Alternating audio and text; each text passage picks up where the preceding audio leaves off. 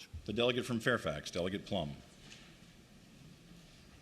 Thank you, Mr. Speaker. I request an opportunity to give a point of personal privilege. The delegate has the floor. Mr. Speaker and members of the House, I had planned to make this speech on the last day of the session, but a case of COVID laid me low, and I missed what might have been the only day I've missed in the years that I've been in this House. I'll be as brief today as I can be, but I want to share with you some experiences of the times that I've been here. Now, Mr. Speaker, I know it's not practice that we introduce our family members from the floor, but I do want to acknowledge my family members who could be here today and who are seated in the front row of the gallery. We have here 3 of our 4 children and their spouses. We have 4 of our 6 grandchildren. We do not have our month-old great-grandchild. He was too busy feeding and sleeping to be able to come. I also want to express a great, big, sincere thank you to all the members of the legislative staff with whom I've worked over the years. I've never known a more professional, dedicated, and competent staff than the men and women who work for the clerk's office and the House of Delegates generally. They have been able to stay above the political fray regardless of who's in charge. Thank you all. I also want to express the honor I feel for having served with 488 other members of the House of Delegates. He's not kidding about that.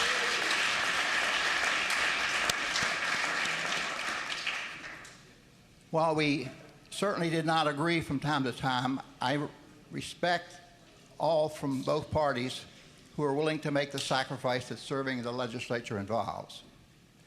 Next year will be the first time in 48 years that I will not be a candidate for public office or in public office.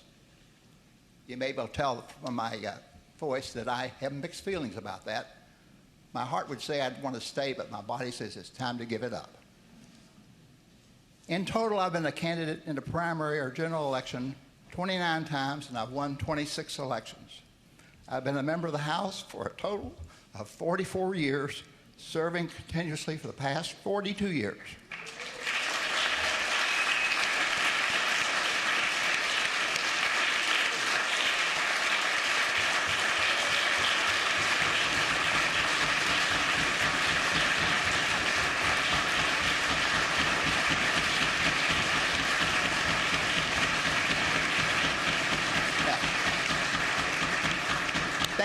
Thank you for that applause, but I haven't really gotten to the punchline yet. And getting ready to do this retirement thing, the clerk's office staff has put together a magnificent record of the House of Burgesses and the House of Delegates. And what I discovered, along with the staff looking into that, since 1619, there have been 9,678 persons who've served in the House of Burgesses and the House of Delegates. I am the second longest serving member ever in the House.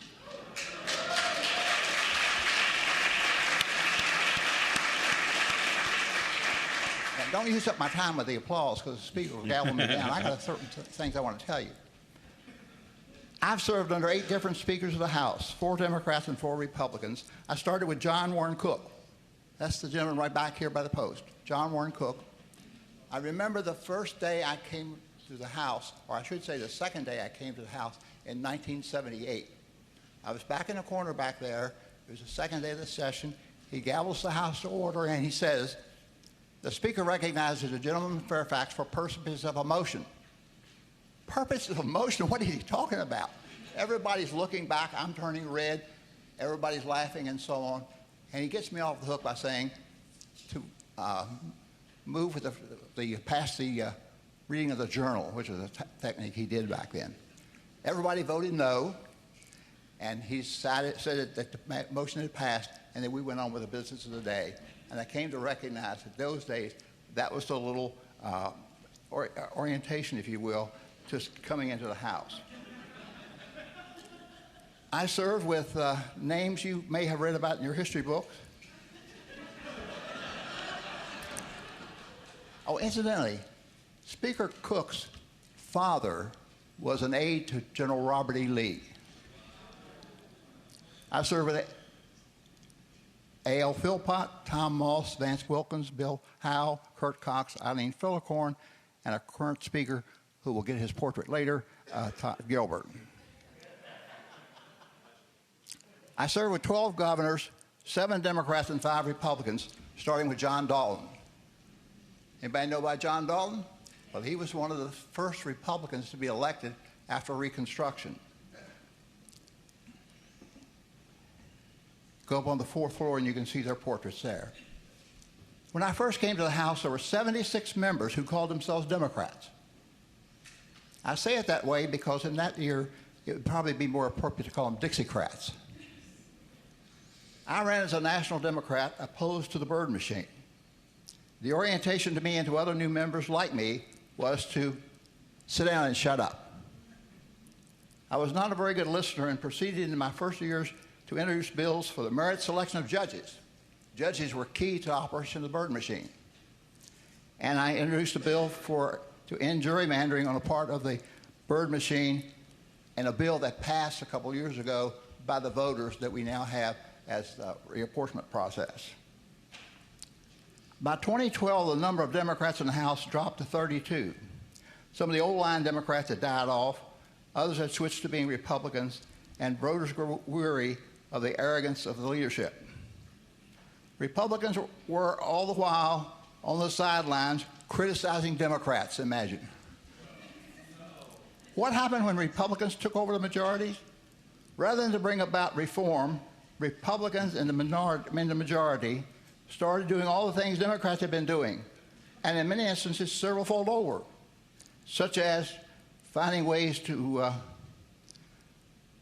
not take up minority party member bills, not passing bills of the other party, pointing to the parties failing when covering up your own, be arrogant about control of the legislature. It's past time that both these actions be put behind us. And ladies and gentlemen, I want you to note when I'm talking about this. I'm talking about Democrats, and I'm talking about Republicans both, because we all fall in that trap of how it is we can outdo the other and gain partisan power, and sometimes at the expense of issues. While I'm pleased in the changes that have slowly come about in our state government, I continue to be disappointed that so many of these changes came about because of federal laws and Supreme Court decisions that moved the state into modern times. We did not have the legislative leadership or the strength in the legislature to take care of our backward ways of government.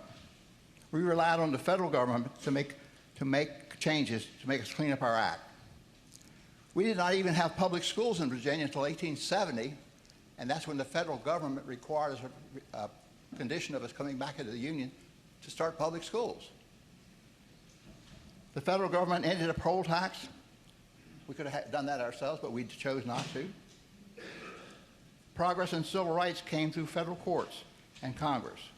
And there are a dozen other examples where externally there's been intervention to bring us into modern day. Even Capitol Hill today looks so much different than it did when I came here. The oversized statue of Robert E. Lee that dominated the original House of Delegates has been removed. The statue of Governor and later Senator Harry F. Byrd that stood along the sidewalk between legislative offices and the Capitol is gone, as is a tight conservative grip he held on state government that stifled the state's development for more than a half-century. I sometimes think they put his statue out there by the sidewalk to always remind us when we came over here to the Capitol, his kind of leadership. And he didn't have to remind us. For me, it was something we wanted to put behind us. We now have on Capitol grounds a memorial dedicated to indigenous people who occupied this area we now call a state for thousands of years before we ever got here. We have a memorial paying tribute to women who contributed mightily to the state's history, but for too long was overlooked. And we have a civil rights memorial dedicated to Barbara Johns and her work in the school walkout that led to the civil rights movement in the state and to the end of school segregation. I was pleased to be part of the progressive Democrats who contributed to the General Assembly in 2021 and who passed the most progressive and transformative agenda ever in the history of the state. We made significant strides, but as the current session of the General Assembly reminds us, we need to be vigilant and continue our efforts. I meant to say earlier, too, when I was talking about how long I've been around all that stuff, I have another distinction. I'm the only man to have been defeated by a woman to become Speaker of the House of Delegates. And I concluded a long time ago they made the right decision. So I would be proud to be part of that administration and see all the progress when we all work together we could bring about. Over my tenure, I worked with many others on issues including ratification of the Equal Rights Amendment, expansion of human rights protection, including those with LGBTQ, protection of our natural resources, including climate change, concerning restoration of the Chesapeake Bay, broadening participation in elections, protection of women's reproductive rights, expansion of transportation alternatives, safe communities from guns and other violence, but best possible education system from preschool to higher education, and to end the death penalty. During my tenure in office, I want you to all know, particularly if you're new at this game, I campaigned openly and honestly about my position on all these issues. I campaigned against the death penalty for 40 years. We finally got around to doing it. But ladies and gentlemen, I wasn't seriously challenged ever. The longer I stayed, the stronger I got. And my willingness to speak openly about gun violence and some of the other things that were happening in our state strengthened my position, I would say, and I would offer that as recommendations for those who are planning a future. While I may be taking leave from this opportunity to serve at the end of this term, I'm very mindful that I leave behind much left to do. Let me share some thoughts. I know you want to know what I'm thinking as I leave, for you to consider for your legislative agenda in future years. When we as Democrats reformed Virginia's voting laws, making them some of the best in the country, and Republicans went out under those laws, and what did you do? You won the governorship and you won a majority of the House. So my question is, why are you now trying to roll back some of the good laws that we passed on voting? Doesn't make any sense to me. Let's leave the laws in place that allow people to participate. Republicans railed for decades against Roe versus Wade that was settled law for 50 years on the issue of abortion. Now, Mr. Speaker, you know where I grew up in Page County. On the back roads there was always somebody had a dog that chased the cars as they went by. And the question was always, what would happen if the dog caught the car? Well, you railed against Roe versus Wade, you don't have it anymore. And now you're in a real dilemma. And what are you going to do? My simple recommendation for you would be very quickly, put Roe versus Wade at the minimum back into place. And let me tell you about the implications this can have. Virginia elected the first black governor in the country. Was it because we were so open-minded, not concerned about racial issues? No. While he was certainly the best candidate, he also was pro-choice. And his opposition was strongly pro-life. And when the voters had that choice, overcoming any other concern they had in the background or whatever, they elected the first black governor. It's an issue that will come back to bite you, I can assure you.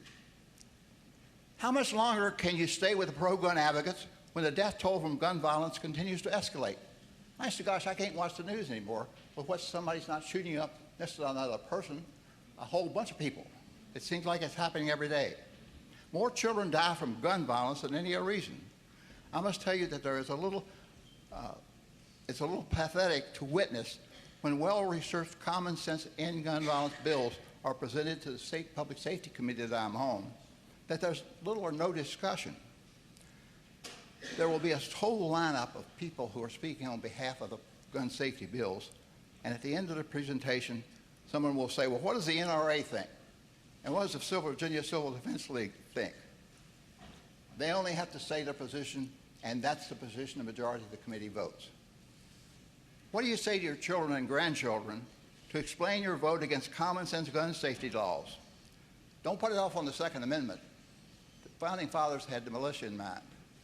Let's get serious about the fact we cannot continue to say to our constituents and to our families and friends, it's okay to let people buy high-powered rifles and so on and shoot other people. That doesn't make common sense. And it's certainly not something ethical.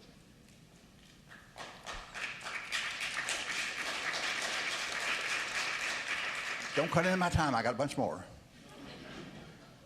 These are especially challenging times in our schools. The number of children who need mental health assistance and the need to reduce anxiety among our youth is only getting worse. At the same time, we're talking about taking more than $1 billion in available revenue and dividing it up among the people who need it least. I think that kind of action is not unconstitutional, it's unconscionable.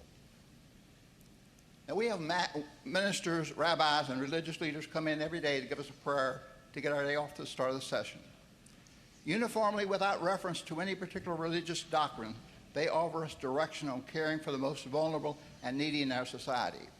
Do we act any differently because of what they have to say? We have separation of church and state, certainly, but we should never separate legislating from morality and ethics. The good old days, Mr. Speaker, were never that good. We sometimes make them out to be, but I'm honored to have been a part of making the days in Virginia even better for all. I know that you, as members of the oldest legislative body in the Western Hemisphere, will work to overcome prejudices, conspiracy theories, misinformation, and lies to make Virginia a leader, not in the South, but a leader in the nation. Why not be a leader in the nation on these issues? We got this thing started, you know, in America. Let's continue it on. Let's not fall behind and fall prey to cult kind of activities that hold us back. Mr. Speaker and ladies and gentlemen of the House, I could not be more proud than I am of the members of the Democratic caucus who succeed me. The caucus is made up of more women than men, persons of color, a different generation, and a broader perspective than has ever been represented in the state capitol. One of the things that gives me solace as I leave is looking at the wonderful people who are following behind. You're going to do the right thing. You don't come with some of these old notions that were in place when I came here. I have different understanding, and you're going to move us forward. I know that you and the new members who will be joining you will move beyond partisanship, beyond petty division and personal gain to make the Commonwealth the leader among the states in achieving for all life, liberty, and happiness. May God bless you all. If you'd like to visit Jane and me in Northern Virginia after my term ends this year, please call to make sure we're home. You never know where in the world we might be. Thank you, Mr. Speaker.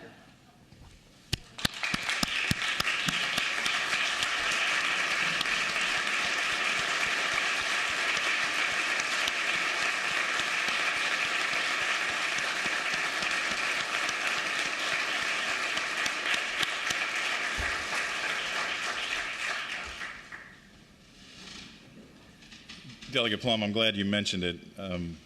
Even though you hail from Reston, you are a son of the town of Shenandoah in Page County. So we have that in common. I'm sure they're very proud of your years of service. Now, they wouldn't vote for you anymore, but not out there. But I'm sure they love you. No, sir. But again, you've made them proud being a son of Page County. So thank you for your years of service.